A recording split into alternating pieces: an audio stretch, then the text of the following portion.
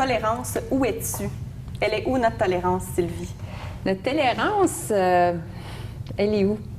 En fait, je vais faire un parallèle aujourd'hui avec le point, le bouton qu'on a sur le bout du nez en se levant le matin. Tu sais, on se lève et on fait « catastrophe! » Là, on a l'impression, oui, notre vie est finie, on a l'impression qu'il y a juste ça qui va paraître, que ça a 20 millions de fois la grosseur qu'il y a en réalité, puis on a l'impression que les gens vont regarder que ça.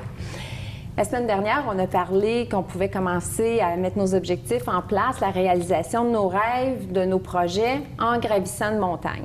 Mais là, ça va pas comme on veut. On fait juste mettre l'énergie puis l'attention sur ce qui fonctionne pas.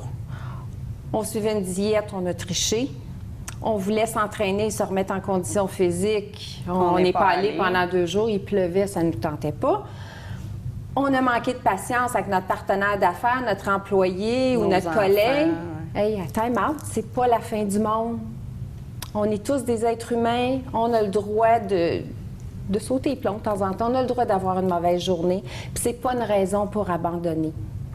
Il faut garder en tête que quand ça arrive, ce genre de choses-là, prenons du recul. Regardons, c'est quoi qui nous a fait faillir à notre objectif? Puis excusons-nous envers nous-mêmes d'avoir manqué à notre engagement. Puis évidemment, si on s'est accroché avec quelqu'un, ayons l'humilité d'aller voir cette personne-là pour lui dire et continuons. Gardons en tête que les gens d'affaires qui ont des succès qu'on admire ont eu des défis à réaliser. Et ces gens-là ont compris et graduellement, on les admire aujourd'hui parce qu'ils ont réussi. Tomber, c'est humain. Se relever, c'est divin. Rester à terre, c'est crétin. Oui, j'adore ça.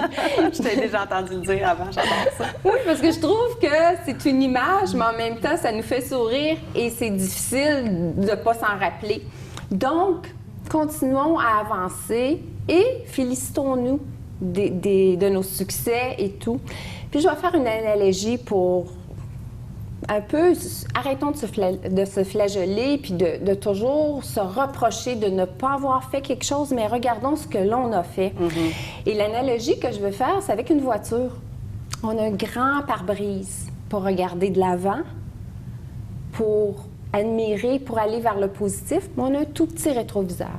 C'est pour se rappeler nos erreurs du passé, éviter de les reproduire, mais vraiment, c'est juste un guide pour savoir d'où l'on vient. Mais regardons de l'avant avec le beau pare-brise. Oui, puis c'est petit le rétroviseur, justement, parce qu'on peut regarder un peu, mais sans mettre trop Exactement. Oui, j'aime ça. Donc, planifions nos projets, que ce soit professionnel ou personnel, puis de grâce, entourons-nous de gens qui croient en nos projets, qui croient en nous, pas dans un style un peu gaga, mais on le sait que dans la société, il y a toujours des gens qui sont là pour dire « Ah, toi, on sait bien, tu as mis le projet. Ah, ceux-là, on ne veut pas nécessairement les entendre. On veut être entouré de gens qui croient en notre projet, qui vont être le petit coup de pouce qu'on a besoin pour continuer. Quand on s'est levé avec un bouton sur le nez. Exactement. Puis il y a bien du camouflage qu'on peut faire. Ça paraît pas.